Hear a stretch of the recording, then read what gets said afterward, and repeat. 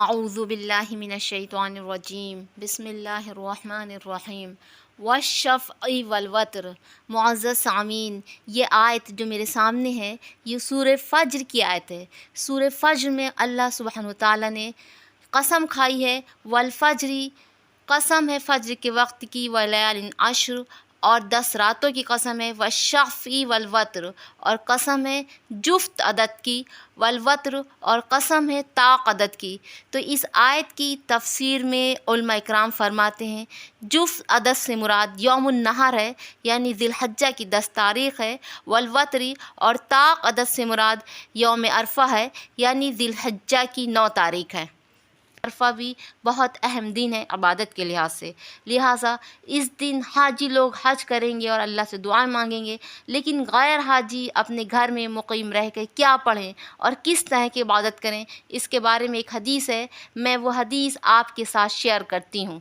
ایک معروف حدیث ہے، حضرت علی رضی اللہ تعالیٰ عنہ فرماتے ہیں، نبی اکرم صلی اللہ علیہ وسلم نے فرمایا کہ میں اور مجھ سے پہلے جو انبیاء علیہ السلام تھے ان کی دعا عرفات کے میدان میں اور عرفہ کے دن یہ تھی، وہ یہ دعا پڑھا کرتے تھے: لا الہ الا انت وحدہ لا شریک لہ لہ الملک ولہ الحمد بیدہ الخیر وہو علی کل شیء قدیر۔ اللہم اجعل فی قلبی نورا وفی صدری نورا وفی سمعی نورا وفی بصری نورا۔ اللہم اشرح لی صدری ویسر لی امری واعوذ بک من وسواس الصدر وشتات الامر وفتنة القبر۔ اللہم انی اعوذ بک من شر ما یلج فی اللیل وشر ما یلج فی النہار وشر ما تہب بہ الریاح ومن شر بوائق الدہر۔ ترجمہ اس دعا کا یہ ہے: کوئی معبود نہیں اے اللہ سبحانہ وتعالیٰ سوائے آپ کے، آپ یکتا ہیں، اکیلے ہیں، آپ کا کوئی شریک نہیں ہے، کی ذات کے لیے بادشاہت ہے، اسی کے لیے تمام تعریف، تمام حمد و ثنا اور تمام شکر ہے، اور اسی کے ہاتھ میں تمام بھلائی ہے، اور وہ ذات ہر چیز پر قادر ہے۔ اے اللہ میرے دل میں نور کو بھر دے، میرے سینے میں نور کو بھر دے، میرے کان میں نور کو پیدا کر دے، میری آنکھوں میں نور پیدا کر دے۔ اے اللہ میرے سینوں کو کشادہ فرمائیے اور میرے کام کو آسان فرما دیجیے۔ اے اللہ میں سینوں کے وسوسوں اور کام کی پراگندگی اور قبر کی آزمائش سے آپ کی پناہ چاہتا ہوں۔ اے اللہ میں اس برائی سے جو رات میں آتی ہے آپ کی پناہ چاہتا ہوں، اور اس برائی سے آپ کی پناہ چاہتا ہوں جو ہوا لے کر آتی ہے، اور زمانے کے حوادثات سے آپ کی پناہ چاہتا ہوں۔ عرفے کے دن بہت سی دعائیں پڑھنے کے ساتھ ساتھ، بہت سا ذکر کرنے کے ساتھ ساتھ، بہت سی تلاوت کرنے کے ساتھ ساتھ اس دعا کو بھی پڑھیں۔ یہ ایک مسنون دعا ہے، حدیث کی کتابوں میں لکھی ہے۔ جب اس دعا کو پڑھیں گے اور اس کا ترجمہ سمجھ کے پڑھیں گے تو اللہ تعالیٰ دنیا اور آخرت کی خیر آپ کو عطا کریں گے۔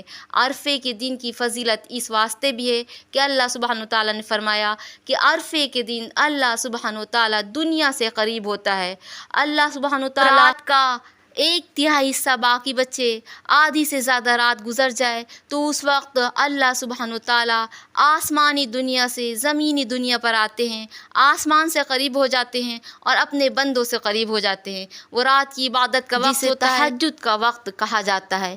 اس وقت اللہ سبحانہ وتعالیٰ آسمانی دنیا سے زمینی دنیا پر آتے ہیں اور بندوں سے قریب ہوتے ہیں۔ اور ایک عرفے کا دن ہوتا ہے کہ اللہ سبحانہ وتعالیٰ زمینی دنیا سے قریب ہو جاتے ہیں اور اپنے بندوں پر فخر کرتے ہیں اور فرشتوں سے پوچھتے ہیں: ما اراد ہؤلاء، یہ لوگ کیا چاہتے ہیں؟ جو چاہتے ہیں اللہ تعالیٰ ان کو عطا کرتا ہے۔